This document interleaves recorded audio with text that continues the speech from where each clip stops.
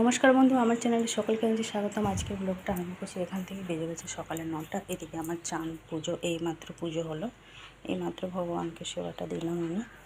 আর ওটা মন্দির নিয়ে যাবো বলে ফুলটা রেখেছি। সকালবেলা ঘুম থেকে উঠেই আজকে ফুল তোলা থেকে আরম্ভ করেছি। রাত্রিবেলা একটু বাসন মেজে রান্নাঘর মুছে রেখে দিয়েছিলাম। এদিকে এই যে অনেকক্ষণ চান হয়ে দিল, কিন্তু এই যে জামা কাপড়গুলো সব কাচতে বসছিলাম। ওটা হচ্ছে সোনার স্কুল ড্রেস, আর এগুলো টুকিটাকি জামা কাপড় আপনাদের দাদার জুতো। বাজার গেছিলো, চলে এসছে, বাজার থেকে নিয়ে এসছে একটু গেঁড়ি নিয়ে এসছে, মানে ওটাই আসছে জানি না আমি। আর চুনো মাছ নিয়ে এসছে, ওটা হবে গেঁড়ি হবে। আর মা ওই শাকটা কেটে বসিয়েছে, কলমি শাক এনেছিলো, কলমি শাকটা ভাজা বসিয়েছে। আর মনে হচ্ছে ডাল বসিয়েছে, আমি জানি না, আমি তো খুঁজে দেখতে।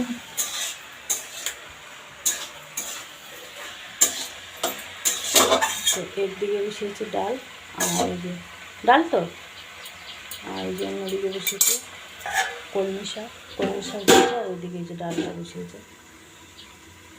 এই যে রাত্রিবেলার জন্য এদিকে ঘুগনি করার জন্য ভিজিয়ে নিলাম মটরটা। আপনাদের দাদাকে জিজ্ঞেস করলাম ওই চানা মশলা করব না ঘুগনি করব নাকি রাজমা করব। ও বললো না ঘুগনি করো, সেই কারণে এখানে মটরটা ভিজিয়ে নিলাম।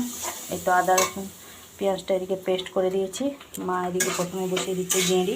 শাক ভাজাটা তো হয়ে গেছে, ওদিকে ডালটা হচ্ছে, আর ওই চুনো মাছের ঝালটা হবে। এগুলোই রান্না বান্না। রাত্রিবেলা যে ঘুগনি করে দিলে সবাই রুটি খাবে, মানে ওই রুটি খাওয়ার জন্য ঘুগনিটা আর কি। আর এদিকে এই তো ভাতটা তো হয়ে গেছে, ভাতটা তো উনুনে হয়েছে। মন্দিরে যাব বললাম, শাড়ি বের করেছিলাম। সুনুর তার এই কালারটা পছন্দ হয়েছে, আমাকে বলছে তুমি এই পিঙ্ক কালারটাই পরে যাও। হ্যাঁ, এই জন্য পিঙ্ক কালারটাই বের করলাম, সুনুর পছন্দের করবো। যখন পড়াতে ছিল সকালে 6:30 থেকে 8টা পর্যন্ত, তারপরে ও স্কুলে গেছিলো। স্কুলে একবার ওখানে মানে যেহেতু 15ই আগস্ট সেই কারণেই গেছিলো, গিয়ে ওখানে স্কুলে ঘোরাঘুরি করি। তারপরে ফোন করলো, আপনাদের দাদা ছিল বাজারে। আমি আবার ফোন করলাম যে সুনুর হয়ে গেছে, তুমি চলে যাও, নিয়ে এসছে। আর কালকে আপনাদের দাদা আমার জন্য একটা ওই টর্চ লাইট নিয়ে এসছে। সেটা হচ্ছে আমাদের সুনুর খুব পছন্দ হয়েছে, আমাকে বলছে এটা আমাকে দাও, আমিই নেবো। ওইটাকে নিয়ে এখন কাজসাদি করছে। আমি ওইদিকে মন্দিরে যাওয়ার জন্য সমস্ত কিছু রেডি করে নিয়েছি। রান্না বান্না তো হয়ে গেছে, ছাদে গিয়ে জামা কাপড়গুলো সব শুকনো দিয়ে এসেছি। আর এবার আমিও রেডি হব।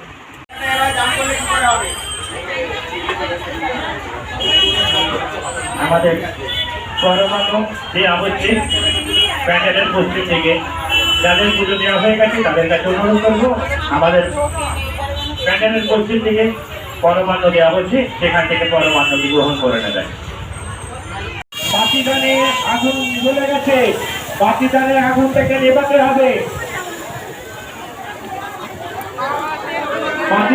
অনুরোধ করবো আপনি সেই রাস্তাটা ক্লিয়ার রাখবেন, সেই রাস্তাটাকে ক্লিয়ার রাখবেন।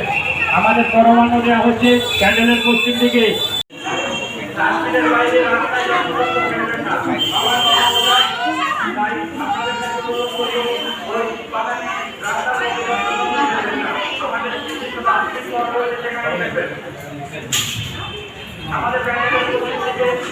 প্রতিদিন তার ধর্ম পালন করে যাচ্ছে, প্রত্যেক দিন একবার না একবার।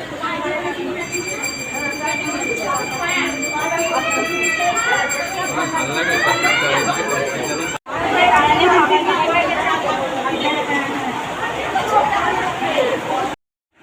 বেজে গেছে দুপুরে 2:45। আমি তো মন্দির থেকে চলে এসেছিলাম, আপনাদের দাদা আনতে গেছিলো, কিন্তু ও বেচারা আনতে সেও মাঝ রাস্তায় আটকে গেছে, মানে এত পরিমাণে বৃষ্টি হচ্ছিলো। আর আমি যেখানে বসে ওই কালী মন্দিরটাতে যেখানে বসে খাই সেখানটাই আমি আটকে গেছিলাম। যাই হোক ও নিয়ে এলো, আর বাড়িতে সবার জন্য পায়েস নিয়ে এসলাম। আপনাদের দাদা একটুখানি খেলো, তো বেশি খায় না, একটুখানি খেলাম। মানে পায়েস ভালোবাসে, কিন্তু ইদানিং আর বেশি খায় না, তো সেই কারণে ঠাকুরের প্রসাদ খেলো। মা খেয়েছে, মার জন্যই আনা, আর একটুখানি পাড়ার মধ্যে সবাইকে দিলাম। আর এদিকে খাওয়া দাওয়ার সমস্ত কিছু কমপ্লিট হয়ে গেছিলো। এই মাত্র যে বাসনগুলো সব পড়েছিলো, বাসনগুলো মাঝামাঝি করে চতুর্দিকে সব ঝাঁট দিয়ে গুছিয়ে গাছিয়ে রেখে আটা মাখিয়ে মটরটা সেদ্ধ করে দিয়ে গেছি। এলে আমি ঘুগনি আর রুটিটা করবো। ওকে একটুখানি চা করে দিয়ে যাবো, চাটা খেয়ে তারপরে আমাদেরকে দিতে যাবে। চা খেয়ে যাবে কি ঝালমুড়ি খেয়ে যাবে জানি না, যাই হোক কিছু একটা করে দেবে। এদিকে এই যে জামা কাপড়গুলো সব শুকনো দিয়েছি। এই একটু আগেও পুরো ঢালা বৃষ্টি হলো জানেন, যে সব এলোমেলো হয়ে পড়েছিল, এসে সব গুছিয়ে গেছে, ধুয়ে ধায়ে সব পরিষ্কার। এই দিকটা ঝাঁট দিয়ে দিলাম।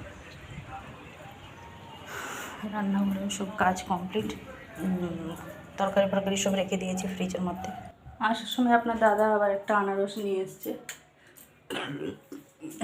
কেটে খাবে বলে।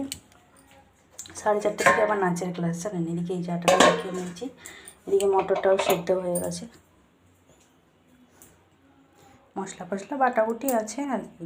রান্না করতে কত সময়, 4:30 থেকে মনে হচ্ছে 6:30 নাচের ক্লাসটা এলে তারপরে রান্না করে দেবো গরম গরম রুটি তরকারি আর কি।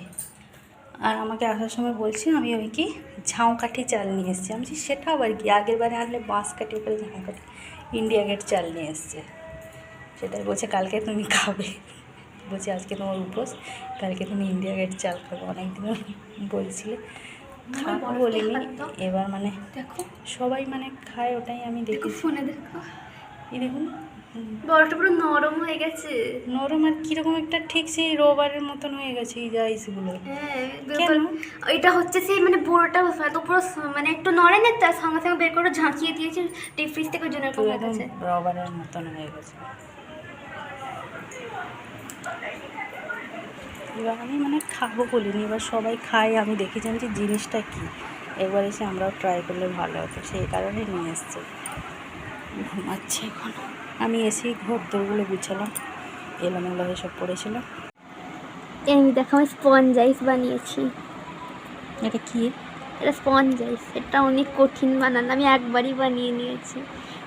বলছি এগুলো সবাই বানাতে পারে না। এই যে কী সুন্দর দেখুন, ঠিক মনে হচ্ছে যেন আমি যেন কিছু কী বলবো, কিছু যেন ওই রবার জাতীয় হাতে যেন কিছু ইরেজার টাইপের ঠিক মনে হচ্ছে। এই যে দেখুন ইরেজার টাইপের। এই যে কত সুন্দর। মারবো কিন্তু, শুনু।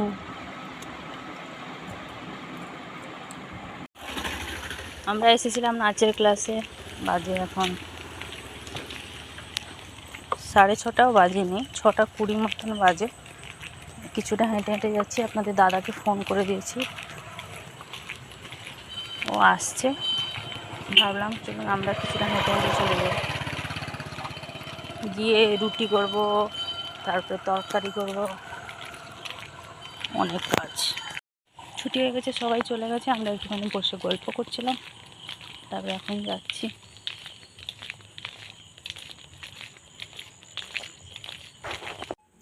এই যে নাচের ক্লাস থেকে এসে সন্ধে দিলাম, সন্ধে দিয়ে সন্ধ্যের পর্ব শেষ করে চলে এসেছি রান্না করে।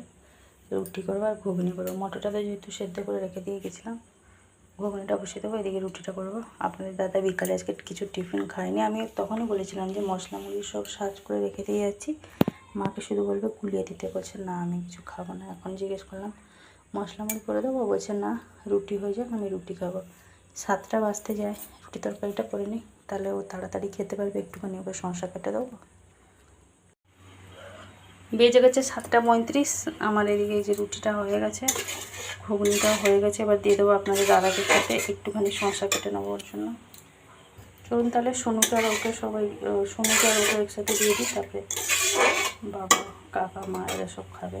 আমাকে আর ভালো লাগছে না, লোক বার করে রেস্ট নেয়, আমার এই হচ্ছে রেস্ট।